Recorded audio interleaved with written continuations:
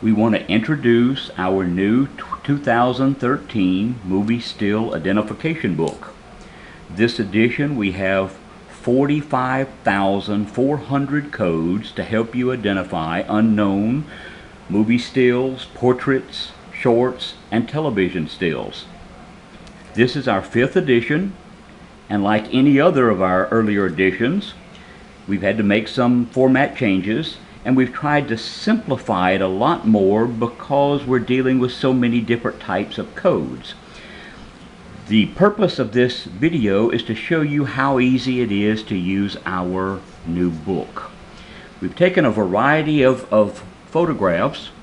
Usually any collector, dealer, institution that buys collections, quite often in their collections they'll have stills that they're not sure what the title is. There's markings on them, there's a few little tidbits of information, but not enough to give the title. So we pulled a variety of these to show you, to give you an example. Now if you look over, usually around the bottom, you'll find an accounting code. This is called a production code. The first part of the code is the production code, then you'll see a dash, and afterward is that individual still number. Now this started all the way back in 1912 is the earliest production code we've been able to find, and all major studios use this process of keeping track of the different stills that were produced. Well, if we look at this particular one, we have a little bit of information. For example, across the bottom it says copyright 1944, and it says Universal Pictures on it. Then we've got the production code, which is a 1350. So let's just use that bit of information. We'll go into our movie still identification book, and our book is divided into 2 categories. That's letters and numbers. Very simple. If the code starts with a letter, you go to this section. If it starts with a number, you go to this section. Well, this particular one, 1350, is a number, so we go to our number section. We'll flip over in the codes until we get to 1350. When you come down to our codes, we have 1, 2, 3, 4 recorded that studios that use this particular code. Well, the first code down here is a portrait code. See, over in this column will tell you when it's a portrait, a studio, or a television code or something like that. If it's in capitals, that's the director's name. So we know to eliminate this one right off because that was a portrait code. With the other 3, this gives the studio and then the year it was released. Well, we know we're looking for Universal 1944. So there is the still we're looking for. This is a still for Christmas Holiday was the name of the title. It's that simple. So let's look at another one. Here we take one. This was a key book still. You can see the markings across the top. We have a little bit of information. We have a copyright 1941 Universal Pictures. Now let's look at our production code. Here's our production code. Afterwards is the individual still number. So our production code is a 1114. So we go over, that's still in numbers. So we'll back up to 1114. Come down the line here, and let's see, we've got 1, 2, 3, 4, 5, 6 different times that code we've documented being used. Now, according to our still, we're looking for 1941 Universal. 1941 Universal, and that's Flame of New Orleans. That's the movie this still is from. Let's take one a little bit harder. This one has no information on it whatsoever except the production code in the corner.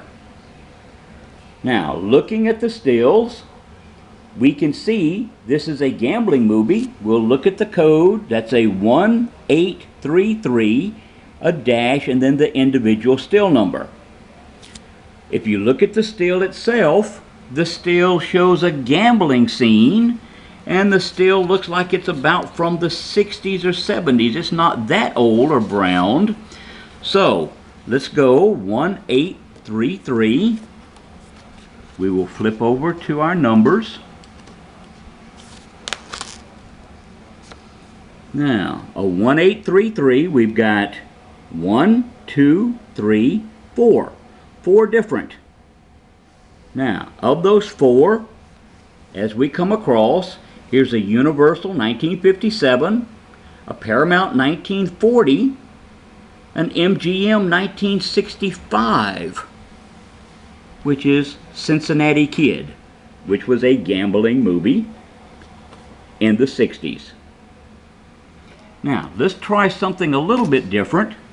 Let's go for letters. Now, letters were a little bit more difficult sometimes than numbers, because smaller production companies would a lot of times write their pre-production codes. It could be a director's initials or sometimes like that. So letters get a little bit trickier, but we'll look at this particular still. We've got a little information on it. It's 1978 Columbia, but no title. So we come over here, we see a copyright, and then the letters F-E-P, a dash, and this is still number 30. So we come over to our, let's go back all the way up to letters. Come down alphabetical in letters until we get to F. All right, F-D, F-E, F-E-P, only one available. 5 easy pieces. Columbia, and there it is with Jack Nicholson. Very simple. Let's do one last one. Let's do one a little bit harder for you. This one has no information whatsoever on it except a TL with a still number 55. That's all the information on it. Now, if you look at the still, it looks like a maybe 50s, late 40s, mid 50s to maybe the 1960s still. Let's go in our letters over to TL.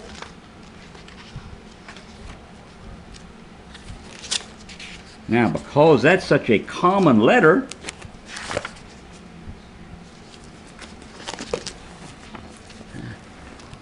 you'll see we've got a variety. Let's see, there's 1, 2, 3, 4, 5, 6, 7, 8, 9, 10, 11, 12, 13, 14, 15 different that we've documented under the letters just of TL.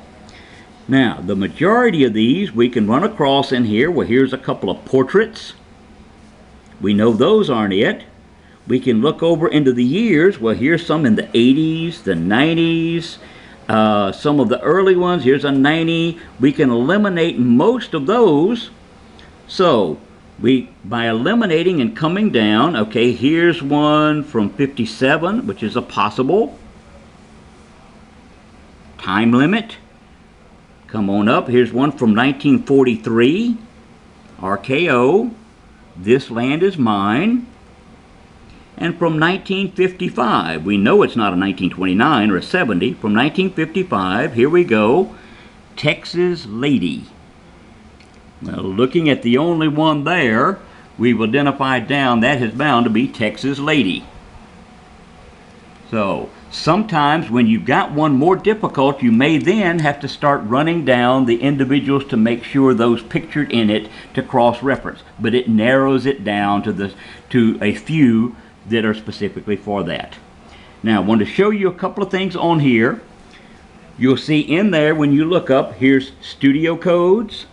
As you go down the line, the directors are in caps. When they're non-director like this, here's a portrait code for Tom Keene. So you'll see a wide variety broken down just to make it easier for you. Now, we hope this helps in all your unknown stills.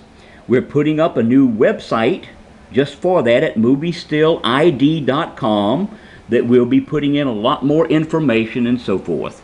And that's it. Be sure and look for our movie still identification code book. Thank you.